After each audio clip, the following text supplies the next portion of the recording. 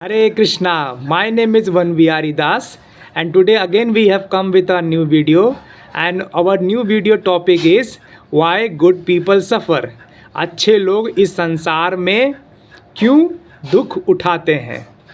तो दोस्तों, अक्सर आप लोगों को कहते हुए सुनते होंगे, वो कहते हैं कि मैं ही क्यों। मैंने तो कभी किसी के साथ में कोई गलत किया नहीं, तो मेरे साथ में ही गलत क्यों होता है।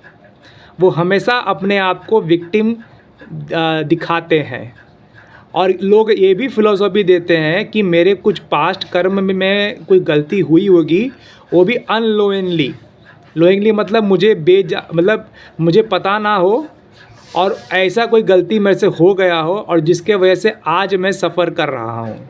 तो असल में वो अपने आप को दिखाते हैं कि मेरी से कोई गलती हुई नहीं है और फिर भी मुझे ये सफ़र करना पड़ रहा है, तकलीफ़ झेलना पड़ रहा है। मतलब वो ब्लेम कभी अपने खुद पे नहीं लेंगे, ब्लेम वो भगवान पे और अपने कर्म पे डाल देते हैं, ठीक है, प्रकृति पे डाल देंगे। जैसे मैं आपको एक एग्ज़ाम्पल दूँ, एक व्यक्ति को लंग कैंसर हो गया। क्यों लंग कैंसर हो गया? क्योंकि उसने तम्बाकू खाना नहीं छोड़ा, तम्बाकू खाने की वजह से वो लंग कैंसर हो गया। बीच में डॉक्टरों ने उसके एडवाइस भी किया था कि भाई तू ये तम्बाकू खाना छोड़ दे, नहीं तो तुझे कुछ हो जाएगा। और लास्ट में जब उसको कैंसर हो गया तो ब्लेम अपने ऊपर ना लेकर वो कहता है भगवान को कि भगवान ने तम्बाकू बनाया ही क्यों, बताओ। भगवान ने जहर भी बनाया है कि जहर पी लोगे? हाँ, नहीं पियोगे ना। भगवान ने अमृत भी बनाया, जहर भी बनाया, और आदमी को दिया है फ्रीडम ऑफ चॉइस। तो आपका चॉइस है कि आप क्या लेना चाहते हैं, जहर पीना है कि अमृत पीना है। तो भगवान ने अगर टोबैको बनाया तो उसका एक अपना यूज़ होगा, ज़रूरत होगी। भगवान ने कांटे भी बनाया है, फूल भी बनाया है, इसमें इंसान का बुद्धि की आवश्यकता पड़ती है। देखिए, हमारे संस्थापक आचार्य शिल प्रभुपाद जी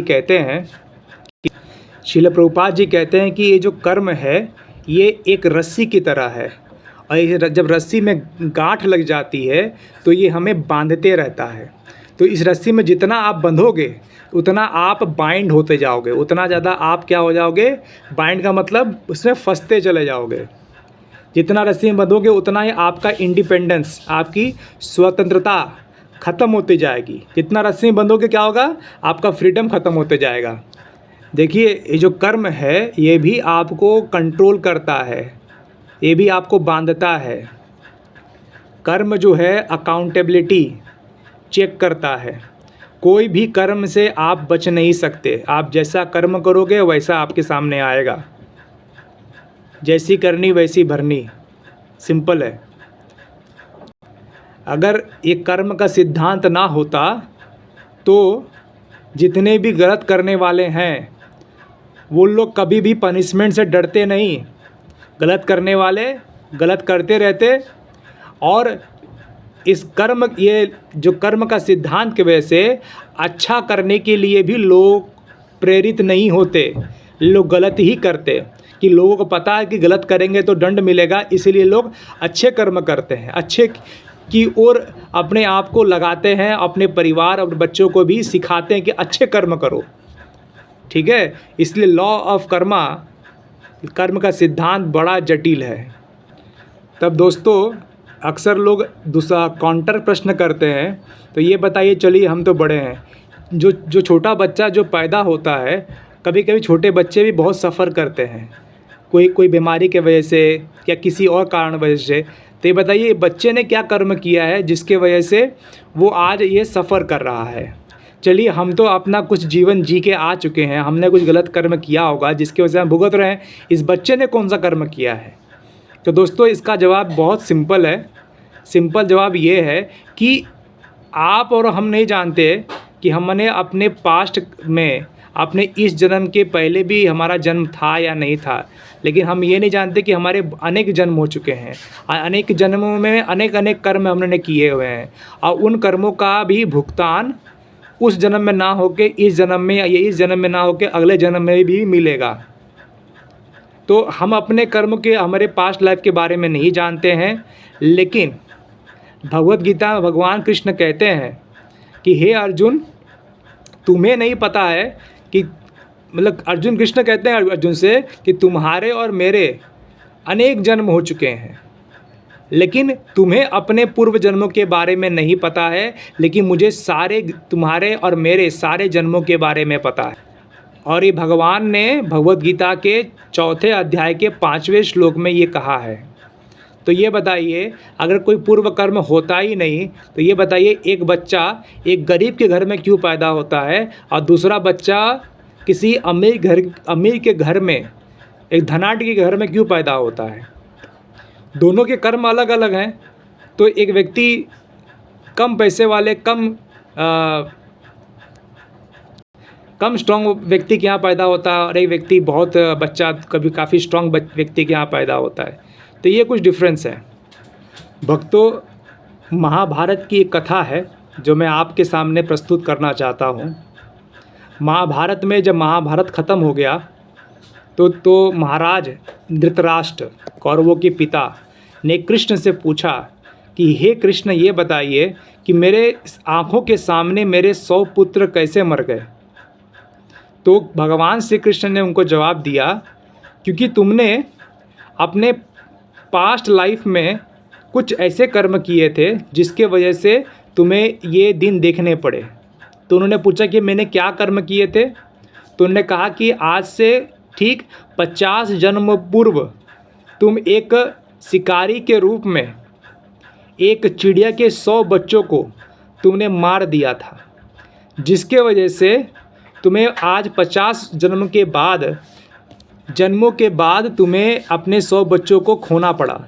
तो उन्होंने कहा कि 50 जन्म क्यों लग गए? तो उन्होंने कहा कि 50 जन्म इसलिए लग गए कि तुम्हें 50 जन्म तक तुम्हें ऐसे पुण्य कर्म करने पड़े कि पुण्य कर्म अर्जन करते करते 50 जन्म लग गए, तब जाके तुम्हें पुत्र प्राप्त हुए 100 इतना तुमने पुण्य किया, तब जाके तुम्हें 100 पुत्र प्राप्त हुए, तब जाके तुम्हारा वो जो कर्म था, जो तुमने 100 पक्षियों के बच्चों को मारा था, वो कर्म का फल तुमने इस जन्म में भुगता है।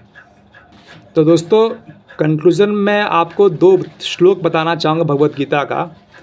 पहला श्लोक है कि भगवद गीता के 4 अध्याय के 17वें श्लोक भगवान गीता में कहते हैं कि ये जो कर्म का सिद्धांत है, ये बहुत ही जटिल है, बहुत ज़्यादा जटिल है।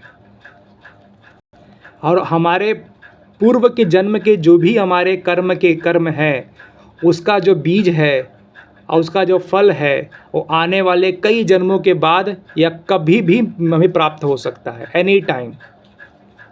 जैसे कि तुमने अगर किसी को चाटा मारा तो तुमको तुरंत चाटा मारेगा, उस कर्म का फल तुम्हें तुरंत मिल गया। लेकिन तुमने अगर आम का बीज लगाया तो तुम्हें 5 साल बाद खाने मिलता है। तो अलग अलग कर्म के अलग अलग फल, कभी किस कर्म के फल तुरंत मिल जाते हैं और किस कर्म के फल कुछ समय बाद मिलते हैं, वो सबका आप भी समझते हैं, ठीक है। और लेकिन भगवान गीता के 18वें अध्याय के और 66वें श्लोक में कहते हैं, सर्वधर्मान परित्यज मामेकं शरणं व्रज अहम त्वं सर्व पापेभ्यो मोक्ष समासुच। भगवान गीता में कहते हैं अंतिम श्लोक में कि हे अर्जुन, सारे प्रकार के धर्मों का परित्याग करो और सिर्फ मेरी शरणागति में तुम आ जाओ, मैं तुम्हें सारे पापों से मुक्त कर दूंगा। दोस्तों, जाने अनजाने हमसे तो कोई ना कोई पाप होते रहते हैं, लेकिन उन पापों का प्रायश्चित करने के लिए जीवन हमारा बड़ा छोटा है। ना हमारे पास ये शक्ति है, ना ही हमारे पास वो बल है। तो भगवान कहते हैं कि सिर्फ मेरे शरणागति आ जाओ, मैं तुम्हारे सारे पापों से मुक्त करके अपने धाम और परम आनंद, परम सुख को प्राप्त करवाऊंगा। भगवान ये एकदम कन्फर्म कहते हैं।